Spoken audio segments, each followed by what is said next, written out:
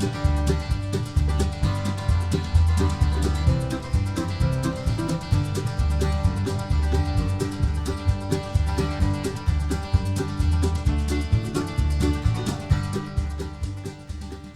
welcome back to Kentucky Fried Wargaming. We're two guys who are qualified to talk about anything. It's time to talk about games with hard math and chance. I'm Joe. And I'm John. And today, we are coming at you with a game pitch video. It's been a bit of a minute since we did our last one. Game pitch. Pitch? Game. You play Game on a pitch? Which is real funny. They wouldn't know that yet, though, because they don't know what it's about yet, John. Sequential. We're going to be talking about Bloodbowl today. The art's up in the background. If you don't know what Bloodbowl is, I'm sorry, because you should. It's incredible. It is a game that, as you might expect, given our particular channel flavor and the fact that we're Kentuckians, this game ticks a lot of boxes for me in particular. And as like rural nerds, man, it's so cool. And I recently played a whole league of in-person Blood Bowl, and also I've been playing like online video game Blood Bowl for years. And I thought it'd be a good time to pop up here and give a little pitch of how Blood Bowl works, what it's about, in case you're sort of interested in it, and then share my experience of how that went and explaining it to John, who did not play, who will act as our ignorant person. But he's not acting. He's just ignorant. Capital ignorant. He's method acting, if you will. And to just, share some of the really cool things about Blood Bowl if you're interested, so you could like really dive in, or some of the stuff that maybe I didn't like that you might share that maybe it isn't for you, or some stuff I did like that will say it ain't for you. And just to give a little idea of what the game's about. However, for all of these, every single game that we do a video on, we've got to start with the elevator pitch for the fluff and the lore and what it's about. Because I'm going to be honest, for me that matters more in a lot of situations than mechanics. And I think in Blood Bowl, it's so tongue-in-cheek and fun. Alright, so I'm going to start with the in-universe explanation first. Right? Blood Bowl. Okay. Fantasy world. It is... let's not mince words. It's Warhammer Fantasy, right? Like, it takes place in the same timeline and world as Warhammer Fantasy. Or, for people who are new to the game, it is Warhammer the Old World, if you're newer. But it's old school Warhammer Fantasy. And all of those races from that universe still exist, right? You got your Empire of Man, you got your orcs, you got your dwarves, you got your elves, your pointy elves, your tree elves, your lizard men, and in all the ogres, all of that stuff all exists. And they exist how you think they exist in that world. They're going to war with each other, they're killing each other, it's all grimdarky, chaosy, blah, blah, blah, blah, blah. Until, I believe it was actually during a fight, but until Excursion Force finds a hollowed ancient cave. And inside, they find dead bodies covered in armor that they haven't seen before. Armor that is lighter than you would expect. Armor that has pads and stuff inside of it, not gambeson and plate. And in the middle of this sort of weird runically marked field is an oddly shaped oblong object. And off to the side is a tome full of pseudo-arcane rules for how to do a ritual known as Bloodbowl. The inflection's just for fun. And all of these people find this and go, hell, y'all want to try to do this ritual? And everyone goes, yeah! And the first ever game of Blood Bowl was played right there in that room. And they followed the rules in this tome to do this ritual, and Blood Bowl was formed. That was the first game of Blood Bowl ever. And after they left, they went to go share this with the rest of the world. It's an incredible archaeological discovery. And the newly invented game spreads like wildfire to all of the other races. Every race wants to put together a Blood Bowl team to get in on these rituals, right? And then it starts to not just be races, but multiple teams per race. Like cities are like, I will play Blood Bowl. Oh shit, well we can't play Blood Bowl unless we got people who are ready to play Blood Bowl. Well, we should make a Blood Bowl team. And your towns and your cities start to make Blood Bowl teams.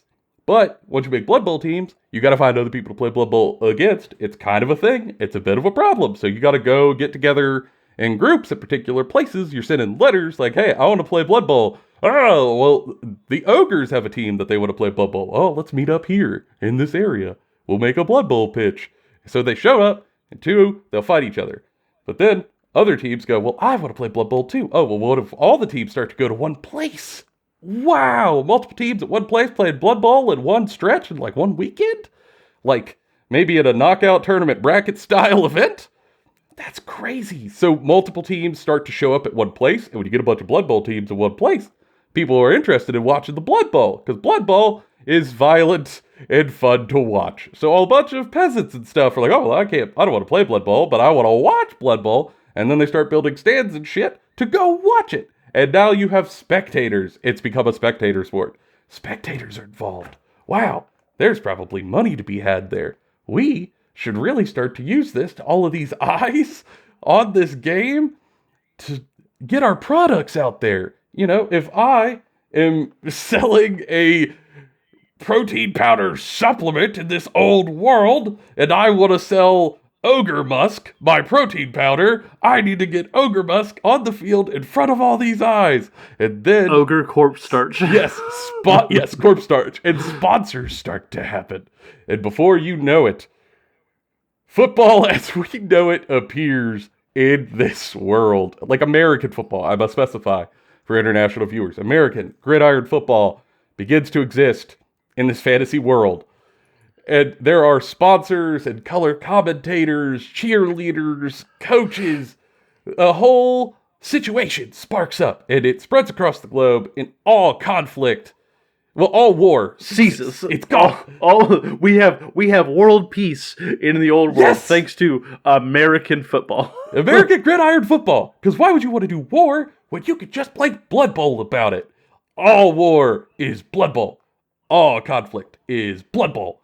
Blood Bowl is life. And that's how Blood Bowl is born in universe. And it's so goofy. It's so incredibly goofy.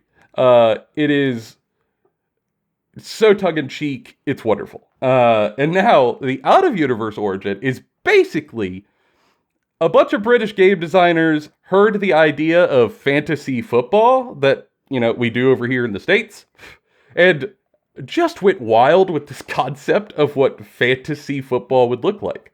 And hence made Blood Bowl, where they took all fantasy races, they shoved them in gridiron football, and made a world around it. It's all incredibly satirical. It's a wonderful time. It's a fun, self-contained world that all operates under the great lord Nuffle, the god of Blood Bowl and chance, who is a spurious god, a hateful, fickle entity that has doomed me multiple times in my games, but also given me great chance. And the world operates around that. And actually, I was given the Blood Bowl compendium because I didn't know there were novels, but there's like a trilogy of Blood Bowl novels out there that I got for Christmas. Before the Blood Bowl League, I read the first novel. It's a great time. Unironically, if you're interested in this at all, find the first book at least. I haven't read the rest. But it's super fun about a guy who friggin' hates Blood Bowl. He doesn't want to play it at all. He just wants to go be a hero. And then ends up getting wrapped up into Blood Bowl, which is the most seedy, underhanded, rules-breaking, lying thing you could possibly get involved with. Because rules are meant to be broken. Well, bent. And refs can be bribed or murdered. And everyone's cheating all the time. But if it's a really good time, the refs might let it pass because you handed them thousands of gold. Or because if you did a really cool thing, like pull out a chainsaw with a goblin or a pogo stick that murders people, and the fans love it enough, and the ref tries to throw that guy out for using an illegal chainsaw in a game that isn't supposed to have weapons, the fans will kill the ref and find a new ref so the ref won't call it out of self-preservation. It's wonderful. What a world. And that is the pitch. That's the lore, right? I cannot explain to you just how foundational to this world the lore is, because if you don't understand how goofy this is, you're going to play the game and go, why is it like this? Because of the fluff. Because of the fluff. Because it's supposed to be like this. Yeah. Yeah, it's over the top. It's crazy. It's a great time. John, how do you feel about this as someone who does not like gridiron football? So I'm not a football guy. I'm also just not a sports guy in general. But like the pitch for this, is great. Like it's wonderful. The concept is hilarious. Like this is tongue in cheek, great. Like 10 out of 10. If this was a TV show, I would watch it. It would be hilarious. Right? You'd watch every season on release. Like the concept, great. Right? Instead of like Friday Night Fights, like Friday Night Lights, it's Friday Night Fights. Yeah. Like it's just great. Love the concept. The minis are also quite good. Oh. Like the minis look hilarious. Yes. Because of the concept of what they're doing, right? Like the context of football, but like what if you had necromancers is hilarious. The concept of football, except for you have ogres, great. The concept of football, except for you have like goblins or Skaven. Like backstabbing football Skaven is very funny. Oh my god, they're so fun. It's so dickish to play against. It's great. They ruin you with their little poison knives and rat ogres and super fast stunty maneuvers. It's wild. And I will say, like, it sort of blends between rules and fluff, but a lot of the team mechanics are just perfectly on the nose. Because there are, like, team mechanics that are unique to the teams, right?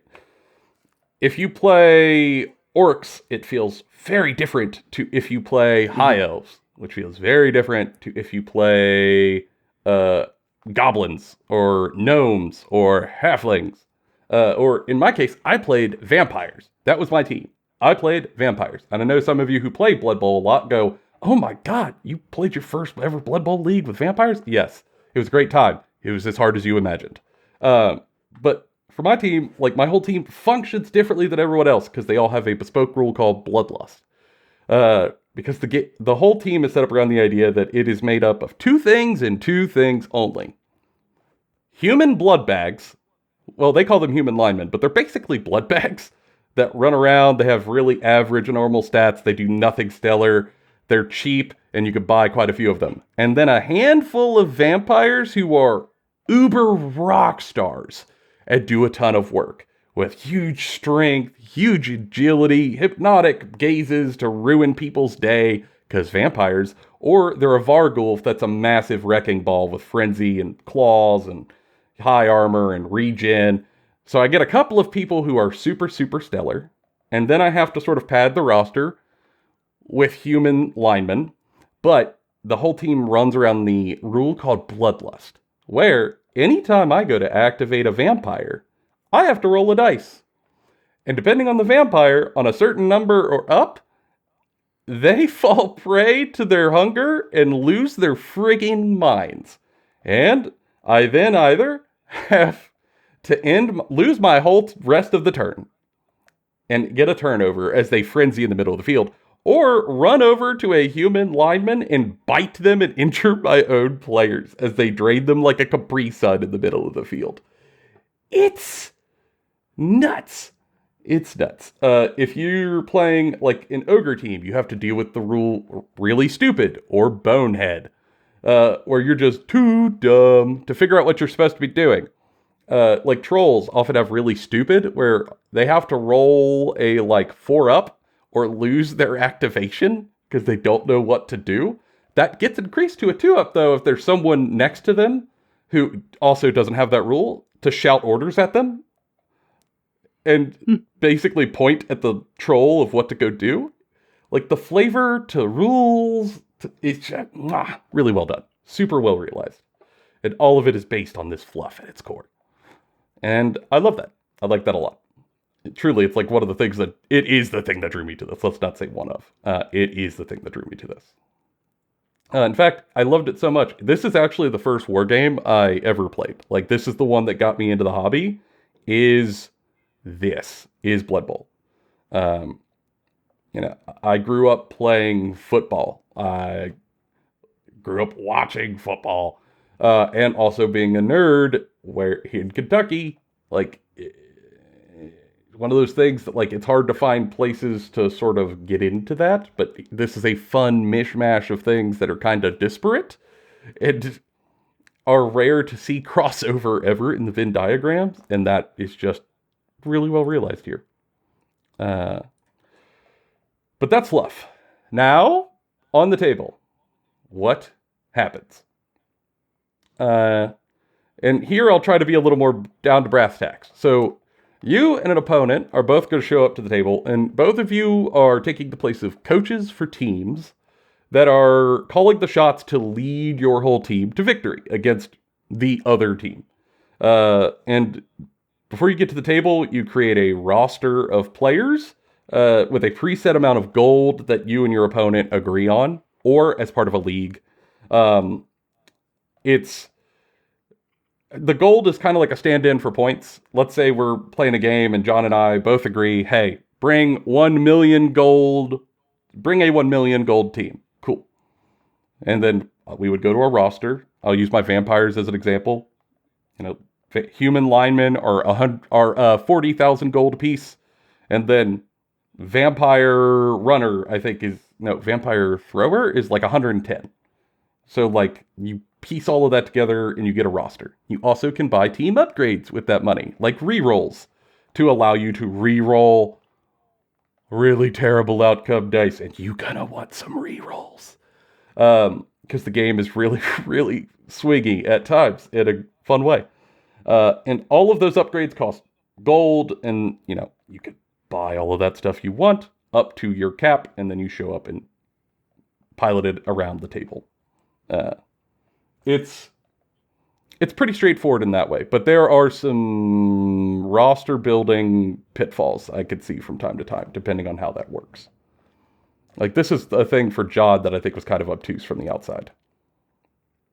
Yeah, like, the thing from the outside looking in with the rosters is it's not very clearly defined compared to other, like, war games, where, like, it looks like at first you should be able to just buy a box and then build that box and then have a roster and go play in a league. But it doesn't seem to always work that way. There's more to it. So it seems very much like if you're interested, talk to a person already in it and not just pre-get everything you need. Very much so. There's also, like, a bunch of fan-made stuff with, like, secret leagues and things like that seem to add to the complexity there. And also, you probably just want help from a new person, like, as a new person, from a veteran of, like, okay, but, like,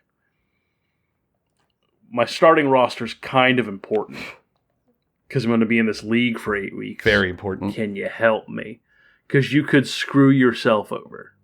Like, I think an onboarding process with your roster, probably a pretty important part. Incredibly so. And there are some online resources if you don't have local people. The Bonehead podcast, it's down below in the show notes, is where I got a lot of my Blood Bowl roster advice.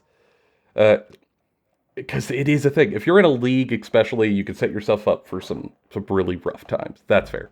I don't know about secret lists and stuff like that. I'm unfamiliar with. I just played a list that was freely available. I've heard it talked about, like, to put it a little bit of this conversation to its perspective for people watching. Our local group loves Blood Bowl. Like, we have a 24-person large group. I think it's over maybe 20. more. It's over 20. Yeah. Yeah, like, that are playing Blood Bowl all year round. Like, they just do season after season after season. Like, Never they're just ends. non-stop playing Blood Bowl. We go into the shop all the time to play games, and there's at least one game of Blood Bowl going on almost at all times. Like, it is a thing that exists around us, like, constantly.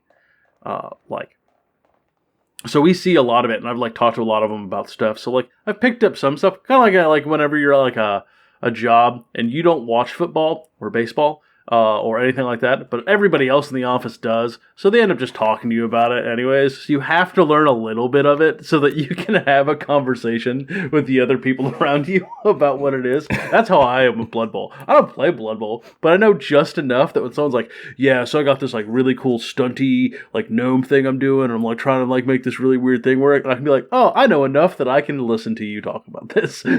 For a minute. Don't go too deep or you get lost. Yeah.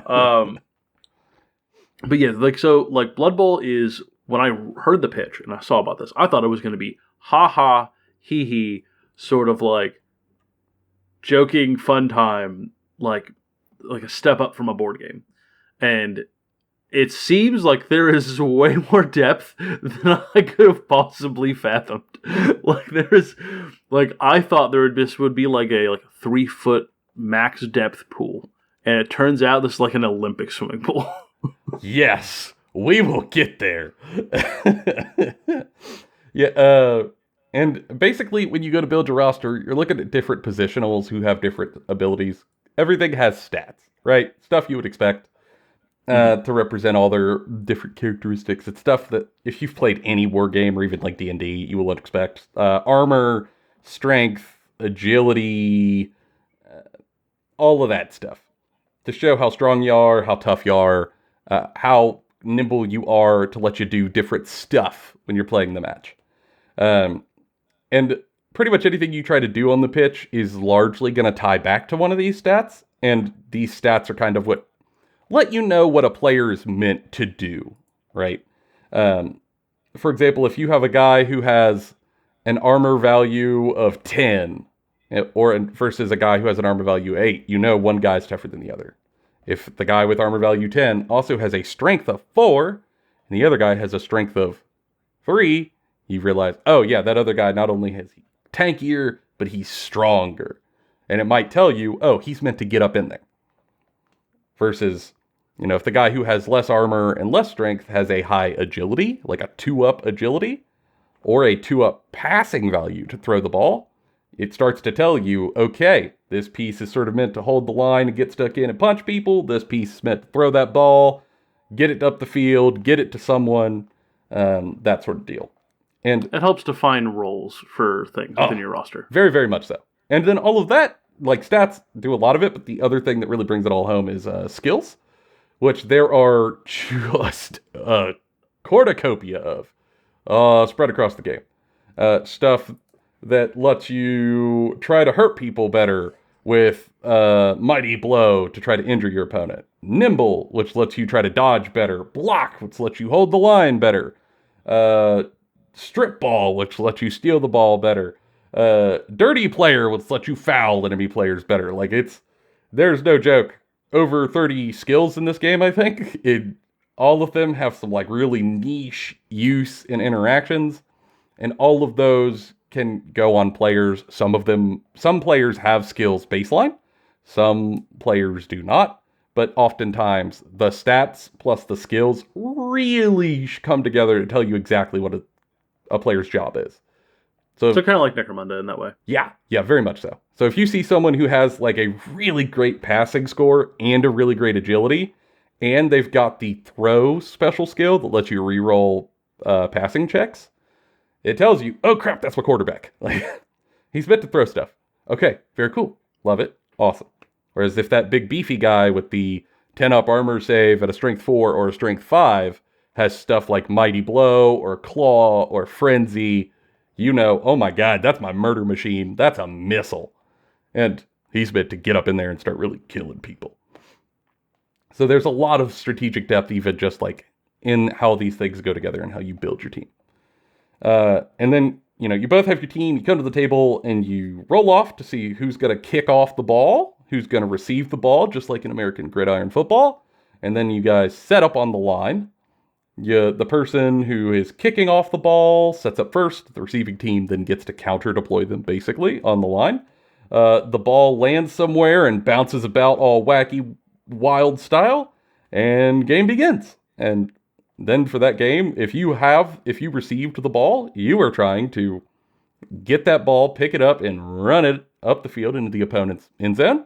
And if you kicked the ball to the enemy team, you're trying to stop them from doing that and to crush the ball carrier, to tackle them, beat them down, get the ball from them, and if you can, steal the ball and run it up the end zone yourself. That's the whole goal. It's what you would expect. It's very football-esque. And all of that takes place over the course of the two halves. Like, the game is split up into two halves. The first half is 8 turns per player. So I go, my turn 1, then your turn 1. My turn 2, your turn 2. My turn 3, your turn 3. For 8 turns. And then whatever is happening, because I'm going to explain all this because I'm just assuming many people who watch this channel aren't into football. Whatever's happening, if you haven't scored even, the half is called, everyone leaves the pitch, and then you guys do it again for the second half, but whoever received the first time is now kicking off, and the team who kicked off is receiving. And this repeats again, but the other way, for another 8 turns. My turn. In the second half, my turn 1, your turn 1, my turn 2, your turn 2, whatever. And at the end of the game, whoever has the most points wins. Bloodbowl. Boom. Very outright. And to do what you're trying to do, to score them points, your players are most of the time going to move. They're going to throw a block, which is like tackling. Or they're blitzing to let you break some of the rules to really get moving. Normally you have to do one thing, like I can move, but then I can't tackle you, or I can't punch you. I can punch you with a block, but then I can't move. It's one or the other. Blitzing, you only can do once a turn on one player, and then you can do both with that one player. So you can block and then start sprinting up the field to keep it going. You really got the momentum. And those are sort of the things you're going to be doing a whole lot of. But the thing you have to remember while describing this is it probably sounds pretty straightforward. But any one of these actions you're doing with your team can end your turn outright, depending on outcomes.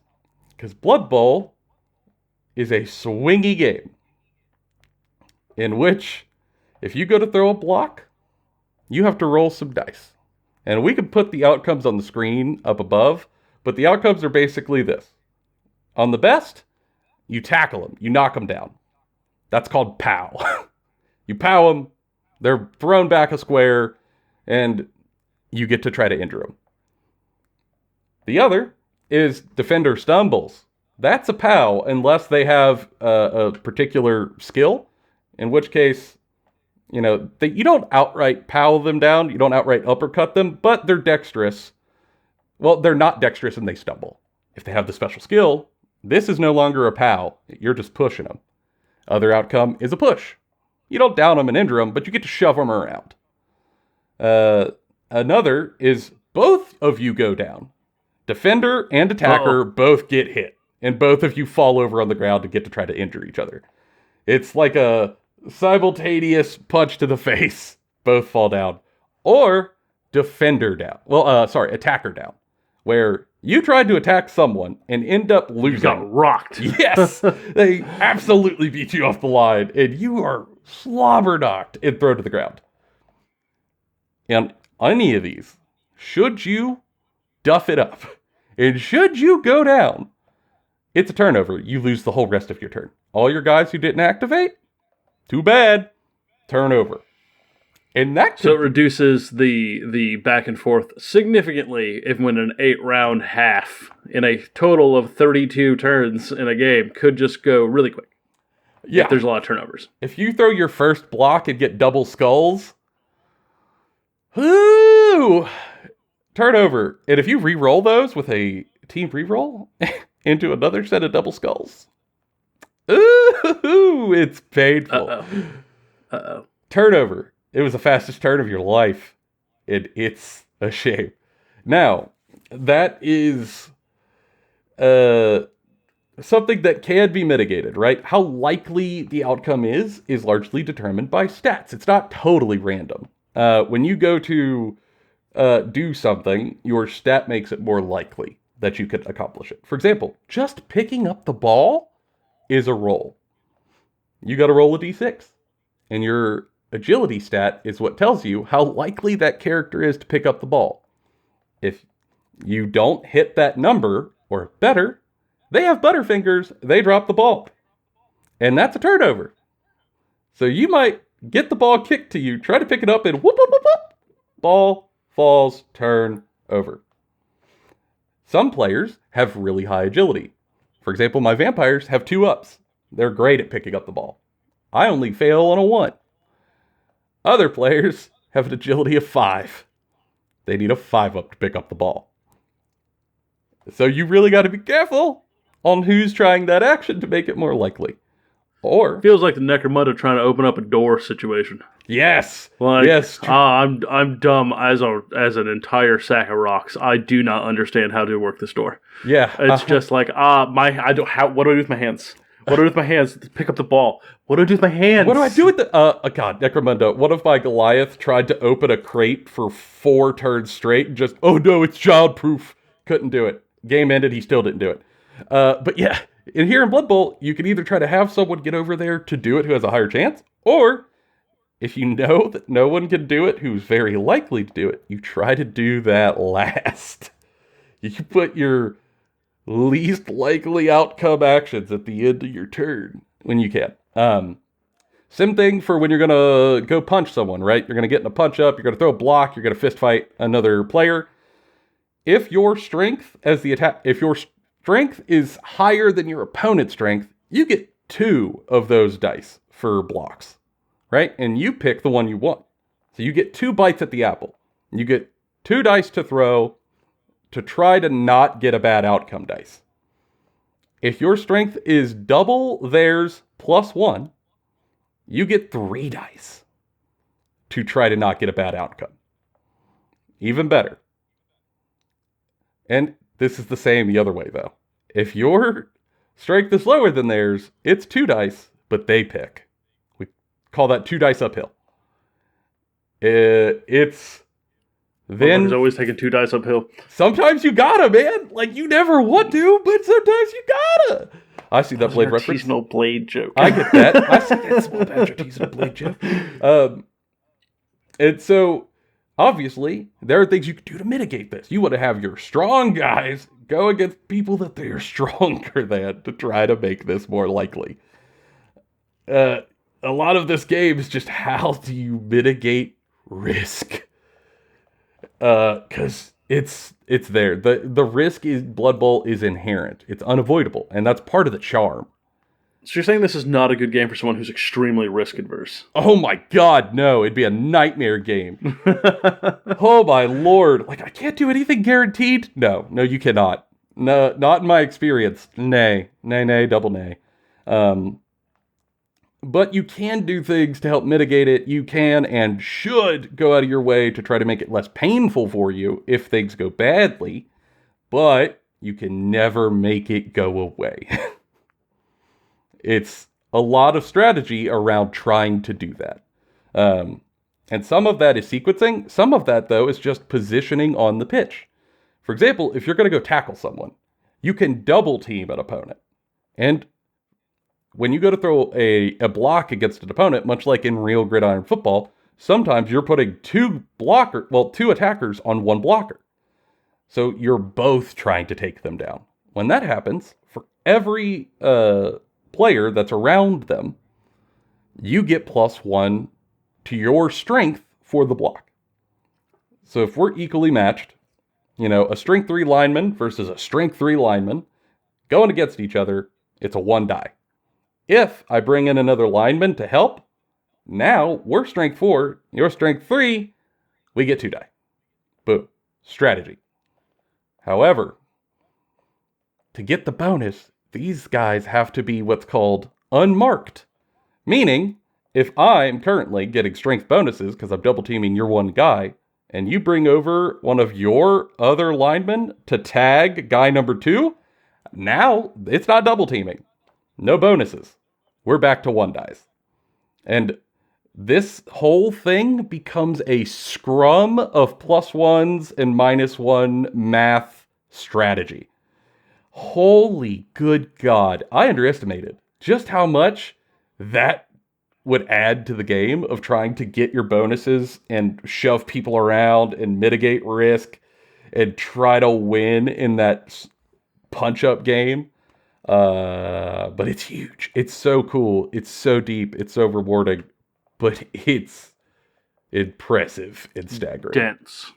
Dense. But it all feels right. You know, you're piling on more guys to help. Hell yeah, you're gonna have an easier time. And, you know, sometimes some unexpected stuff happened, which lets heroic moments occur. You know, like, it's not often that a grot going against an ogre is going to win that fight, but it doesn't never happen. And when it does, everyone will talk about that grot, the murder lust, forever. The chance is never zero. Mm-hmm. There is always a chance. Mm-hmm. It's just unlikely. So you can't ignore it, but also, you can't plan for it to happen. Yeah. When that happens, though, that grot becomes a legend. And everyone's now going to remember him as, like, Gimbal Thirst, the ogre kicker, because he killed an ogre in one match. His career is set forever. And it also just makes really fun, goofy stories. Example, I played locally. Ben, an incredibly skilled player, super nice dude, really helped me to understand the game. And he plays halflings. He's having a really good time with the halfling team, which are just a bunch of little nobodies. They're not fast, they're not tough, they're not strong. They've got some tricks, but they just try to dogpile you. And one of the things that everyone expects in a halfling game is that you're going to murder a ton of halflings and get a bunch of experience, because halflings are like strength 2. They're going to get wrecked by everyone, and they're going to get killed, but Ben just has a bench that is 87,000 deep of them to bring them in off the sidelines when people die. They also have a goose. I know that No, much. that's I know gnomes. They have a goose. That's gnomes, John. That's Gnomes not have halflings? geese and foxes. That's their blitzers. What's the point then? Tree men. Halflings get tree men. Oh, okay. They get 2 tree men. Okay. And I was going to play this halfling team, and my big murder Vargulf and pads, Noodles, the Destroyer, went to go in and murder these halflings, and he's getting 3-die blocks all over the place with Frenzy, which lets me double dip on throwing the 3-die and pushing people around. He did not injure a single halfling in all 32 turns of this game. Not one. And we were laughing so hard by the end that the story wrote itself of, like, someone in the dugout looked at this big dumb idiot and went, "I need you to go out there and hurt some halflings." And he thought what he was told was, "I need you to go out there and herd some halflings." So he just pushed them around the field all game, trying to herd them where they need to be. That offensive coordinator was fired and thrown into the blood pit to be made into Capri Suns.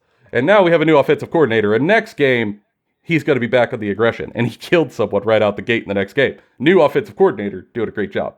But he herded halflings for 32 turns. It was delightful. And that story wouldn't be told if the game wasn't so swingy and random. I could have just, like, optimized that chance away. And Blood Bowl has a lot of emergent moments like that because of this. Now, that's what happens on the table. Now we get to the thoughts section of, like, how we feel about it. Okay. In short, largely, this is incredible. Like, the concept to table is stellar, right? The amount of, like, ludonarrative synergy is out of this world. The skills make sense. The bonuses make sense. Like, while there are minor interaction quibbles between some niche skills I've run into, it just, none of it is nearly pervasive enough to matter. And a lot of this I look at and go, haha, makes sense when I see players do wild stuff. Yep. You know, when I look at a Nurgle team that I have to roll dice and get lucky, like, I have to roll a 2-up just to interact with them because they're so hideous. I don't want to tackle this giant, sentient pustule. Yeah, checks out. I don't want to do that. Like, yeah, that sucks. Like, oh man, ooey. Why does it smell like a Yu-Gi-Oh tournament in here? Holy shit! Oh my god, I gotta tackle that guy. Oh my god, no. I love it. It's so cool. It's so great. It's over the top in the most intentional way. I really, really like that. I really, really like the pitch. I really, really like the fluff. Um, Also, this game has just like I was mentioning before, an incredible amount of strategic depth, which was just so surprised by. Like I much like John, I expected ha ha he he simple time, and I was wrong. So wrong. And Yeah, that's just impressive. I don't think either of us saw that just coming. even secondhand, I like was just like, oh shit, this is not a thing you can just learn. Like this is a thing you have to try to understand beforehand. Like I was saying earlier, that it's very clear that if you wanted to play this game, you should probably have someone sit down with you and help you build like a roster to start with and explain like a general idea of what you're trying to do with that roster and where you're trying to take it and what it does on the table and what other factions do. Like there's a lot of counterplay about like there's a lot of game knowledge required to do well. It seems like even to just like baseline play the game, you do just sort of need to be willing to put in a lot of learning time, or you're gonna struggle to enjoy it. Yeah, there's a lot there. There's a ton there, from skill interactions to trying to like get these pluses and minuses and where they're actually going and the exceptions of when that's occurring. Knowing the like very team dependent specific rules on how stuff like bloodlust works, or the horrible visage or whatever it is for like the Nurgle team. All of those are unique, and you're not gonna know them until you see them, and it's a lot. It's like you're drinking from a fire hose. For me, I like that. I don't mind that it's strategically deep. That's a plus, not a negative, just because of my preferences. But it is something that I could see being a downside for people if that's not what you want. If you wanted just the Right. purely ha ha hee hee time, you might get more than you thought you were going to be chewing. But yeah, I really enjoy it. True, like this is the thing I've said to John. Like we play quite a bit of full scale war games, right? And I have had in this league, it's uh 8 games and then a couple of games before then just to try to like prep for in-person physical Blood Bowl as opposed to digital Blood Bowl. Um, I have had games that were far more strategically dense than I have had in other war game systems. Like I have had Blood Bowl games that were more difficult and brainy and thinky than in one turn than I have in entire games of like some of our conquest matches where like I was just like, oh, I know what I need to do. Boom, done.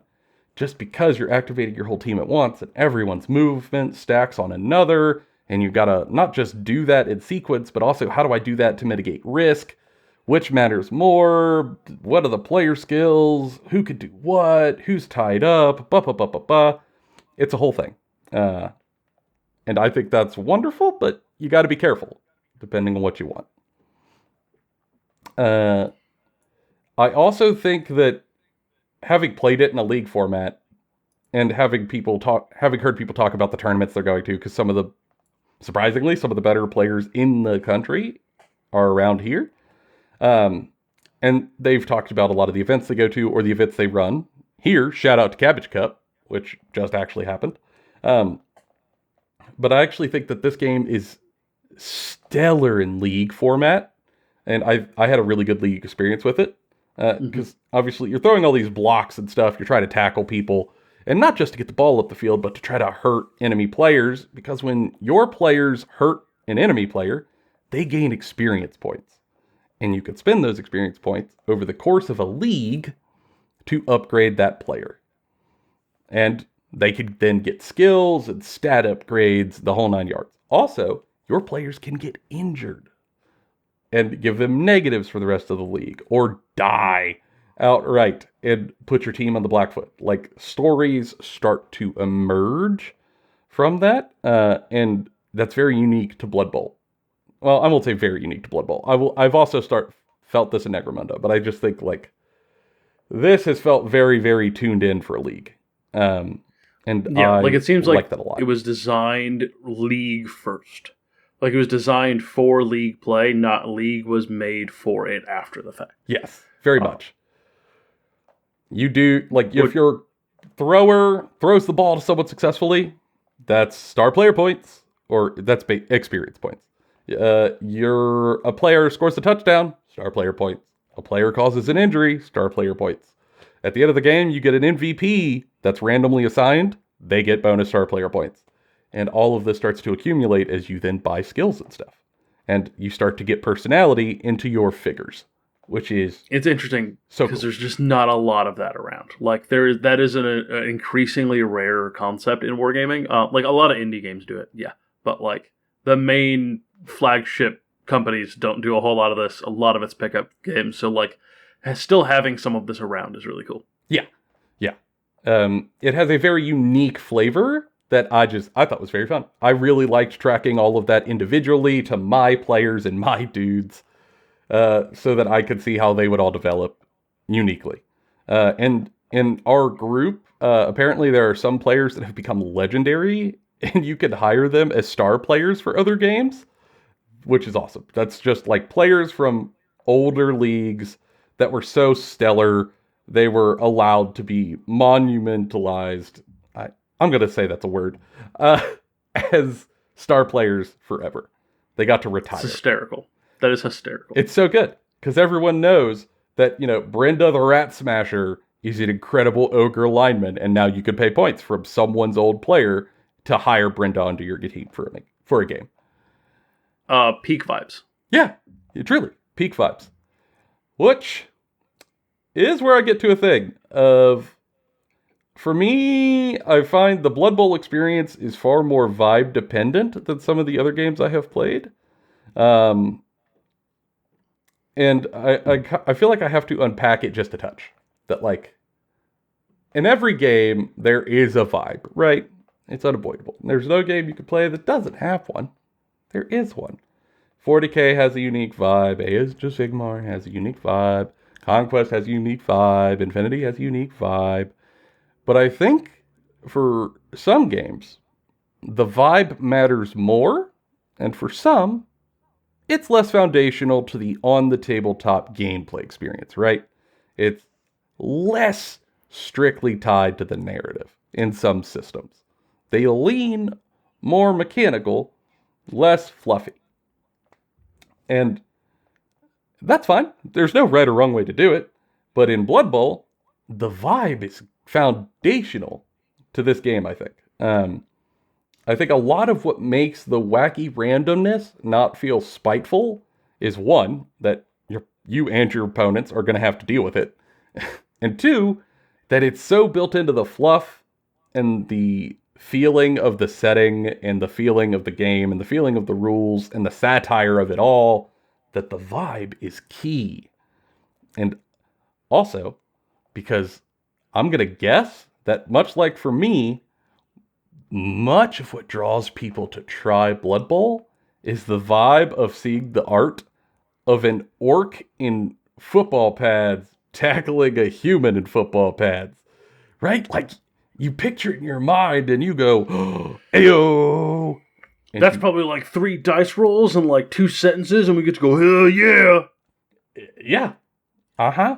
It's a thing. Like, the vibe is probably what draws a lot of people to this. It is what keeps them there. And even the veterans, like I played against, a lot of them still carry the vibe strongly. And for the people who have the vibe, what I'm going to call, like, if you have double beer can hat vibe, you're going to have a great time, right? Like, if you and your opponent both have that, holy crap, what a time. You're going to be laughing the whole time through. You're going to be hamming it up, making the jokes, not taking it too seriously. It's good strategic depth, but we're really here for a good time, first and foremost. Awesome. We're both going to have a hell of a ball. However, that's not how everyone plays games. Some people are just a little more reserved, or a little more relaxed. They're less tied into that interaction, and not all of my games were that way. Some people were just more reserved. They're more quiet. And when that happened, I'll be honest, y'all, it kind of started to feel a little bit like chess. And for me and my preferences, that's less what I want. And I was kind of surprised by that. Oh man, this really does change vibe based on vibe. Holy shit. All right. So keep that in mind. The games where the vibe was right, I had a lot of fun. Games where they weren't, less so. Yeah, much like actual like fantasy football. So some folks are going to be like, haha, and some people are going to take it too seriously. Yeah, sometimes. And that's just community sort of based, right? Like some It's hard to groups judge the game off of that. It's entirely based off of your local community. and your preferences, right? You might like the more Right. reserved nature. You might think that the over-the-top haha is too much and all of us loudmouths need to shut up. And that's fair. We probably do. Like, this isn't I question why you decided to play the fantasy football game, but like... But, like, you ain't wrong. There's no right or wrong here. It's just preferences. But just if you came in looking for the beer hat, keep in mind you got to find other beer hat people or this might feel different for you. It's a whole thing. The default isn't necessarily beer hat. It is for us, but maybe not for you. Also, Blood Bowl is longer than I thunked. That's another takeaway. Is I thought Blood Bowl would be like a hour or two sort of game, and it was not my experience. With 32 rounds, I'm not surprised it's taking longer than you thought. Now, I have been told by people who are really, really skilled and they play a whole lot and they know their lists really, really well, that when they get fast, games can be under 2 hours. And I've even seen people play with time clocks and stuff, and they could get these games in under 2 hours. That's a thing. And that's cool. My average for all of my games was 3 hours or so. Many of them more. Because there's just so much thinking and so much math that has to be done. And how the field changes as stuff develops over the course of a turn. What you thought at the beginning doesn't necessarily work out as stuff starts to shake out. And then you have to stop and go, oh, that changes a lot. And also, there's a lot of skill and rules interactions that if you don't have the FAQ memorized, it's a lot. I think that's like a 16-page FAQ or something, maybe more, that sometimes we have to go pull up FAQs and start digging through how stuff works and what the sequence is. It just causes stuff to slow down. So one of the things I want to shout out is the Blood Bowl is, for me at least, was way longer to play than I thought. So just go into that aware. You thought it'd be like a quick wham bam comparatively for war games, and it was just not. Especially for a thing you're dedicating to doing every week. Yes. Yeah, for me, it felt sort of, some of it was comparative to like just playing a game of 40K, which I did not expect. Not necessarily a bad thing. Some people want a longer experience, but it's not what I expected. Yeah, like it's just, we're sort of saying it here to provide a level of expectation to people who might be getting into Blood Bowl. Like, know what to expect. Don't schedule yourself for an hour and a half of playing Blood Bowl for your first game and then having to quit before the second half. Yeah, go in forearmed with knowledge. Now we get to the last thing. Because really the thing that, like, I'm going to get into one, and I'm going to try to set this expectation very clearly before I start talking about this last piece. That this is not an objective thing that I'm about to talk about. This is a preference thing. For me in particular. And unfortunately, because I'm the person talking, you're only going to get my perspective. Because John didn't play. Coward. I did not. Yes. I remember John was there for like my second Bloodbowl game, and he was watching me from the side while he was playing Conquest, and I could see his eyes like, oh my god, what is happening over there? Yeah, like there was a point in time where I was like, oh man, I'd be interested in Blood Bowl. And then like I watched a couple games and went, I'm still interested, but I do not have the time. Like I am playing 6 other games. I cannot. This is not just a pick up and try this game. This would be a give up a couple of other games to make this work. I don't think. Nothing. Nope. Whew. And like, so you're only going to get my perspective, right? And there is one thing in this that for me is something I really, really don't like on a couple of levels. And that is the idea of stalling to farm your opponent. All right. So in Blood Bowl, you're trying to get the ball up the field, right? You're trying to get to the end zone. You're charging Logic would state. Charging up the pitch. Logic would state if you have that opportunity, you should go for it. You run. You sprint up the field. You go watch American Gridiron Football, that's what happens, right? Like, someone gets open, there's a free break, you sprint as hard as you possibly can into the end zone. You want the point right now, as much as possible. You need it. It's why if there's any hole in a line, it's sort of like you blink and you missed it. Guy's out. Guy's gone. Touchdown. Found that's not the case in Blood Bowl. Because, odd. As we said, it's set into halves. And before the half, well, at the half, possession is going to get given to the other player. Which means if you score early, then the ball is going to get given to the opposing team. They are going to get to try to run it in. And then the half is going to end. And then they are going to get the ball again and try to run it in. So, what is expected is that you get the ball, you run it up to the goal line, and if it's not the end of the half yet, you then run back and forth on the goal line, just playing keep away and trying not to interact with anything back there, and then farm your opponent by beating their players into the ground as much as you can, so that you can try to score points for skill points on your guys, right? On your linemen and on your blitzers and stuff. If you're in a dominant position, you know, if your opponent had a bad half and you're just really running away with it, you try to stall as much as possible, just beat them down in hopes that you can get some injuries, get some skill points. And then right before the clock ticks to halftime, step over into the end zone. And at first I was like, maybe that's not too bad, right? Like, you know, there is victory position in football for kneeling at the end of the game. If you get to, like, I think it's like a minute and a half, and there's no timeouts for anyone, you could just get possession of the ball and then kneel and burn out the last minute and a half of the clock. So that didn't necessarily strike me as weird early, but I did not expect how often I would end up in a position to stall. Because the victory kneel is like a minute and a half of a 60-minute playtime game in football, right? A very, very, very small piece of the game is stalling and kneeling.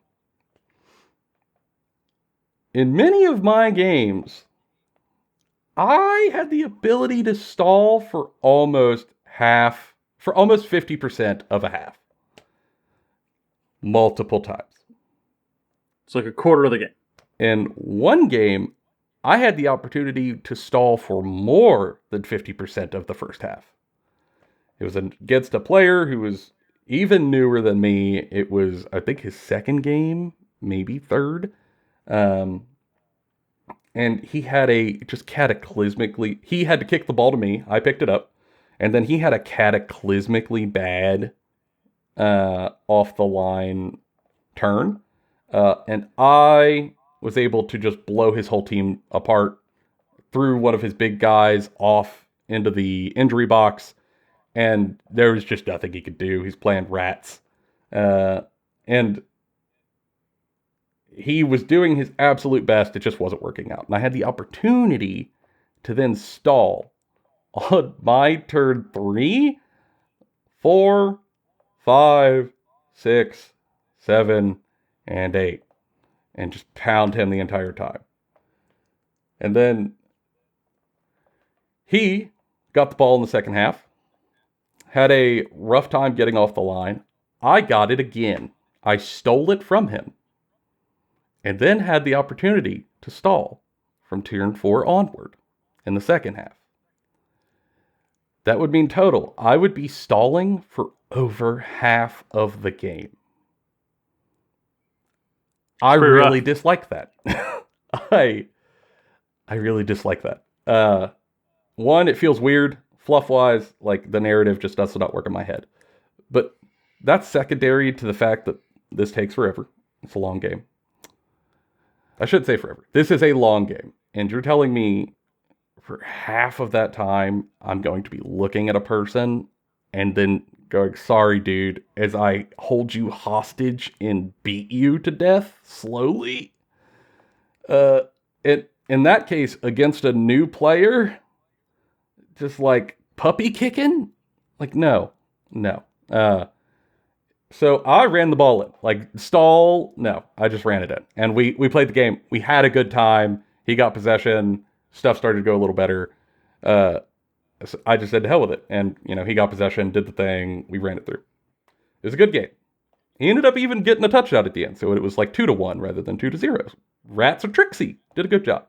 But over and over, I kept having chances to stall for a lot longer than I thought.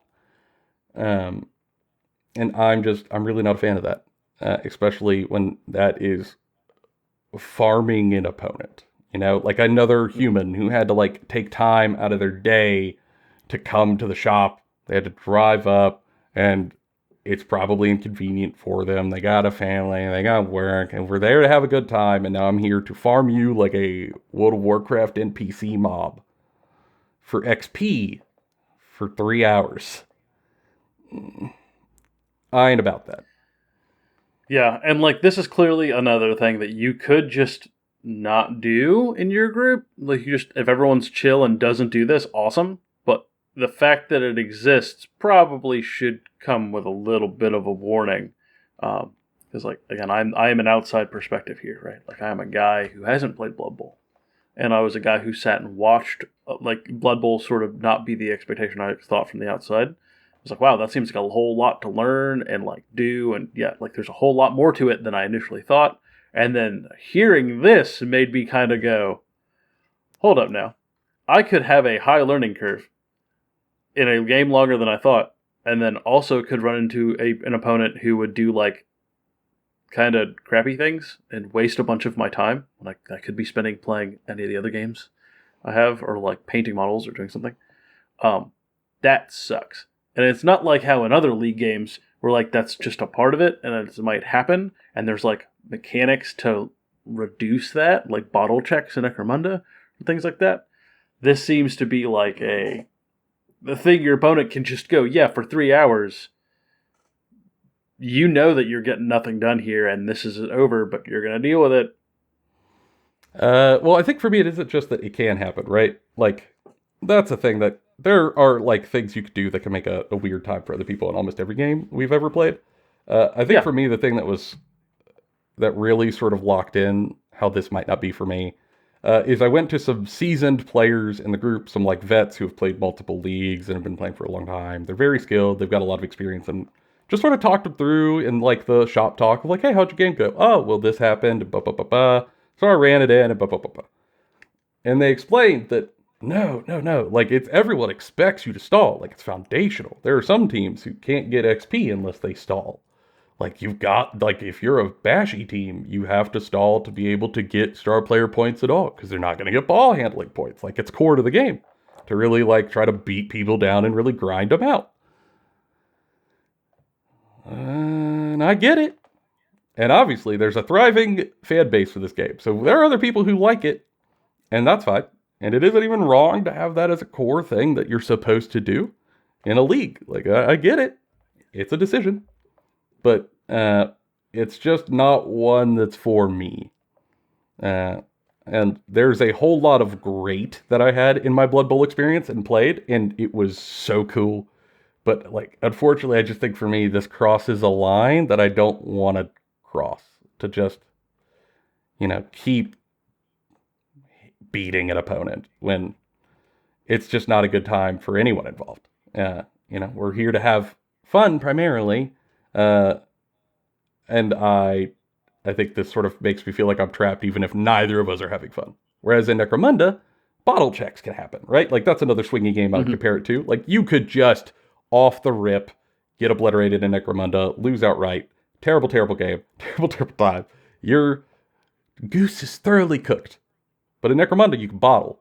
You could just say, run away! If your gang goes off the table, and we can just have a beer, talk it over, ha ha hee hee. In Blood Bowl, you're here for the full turns. It just feels very different. So, we say all this so that for people who are interested in learning, you have some perspective from a person who got in and did the thing and learned it. And some of these things that are for me might not be for you. Some of the things that aren't for me might be for you and not bother you at all. But I just want to talk about this game and why it's so incredibly cool. A lot of the stuff that I think has kept it alive, thriving, cult classic game that people are absolutely rabid over and adore, even though GW doesn't nearly support it enough, in my opinion.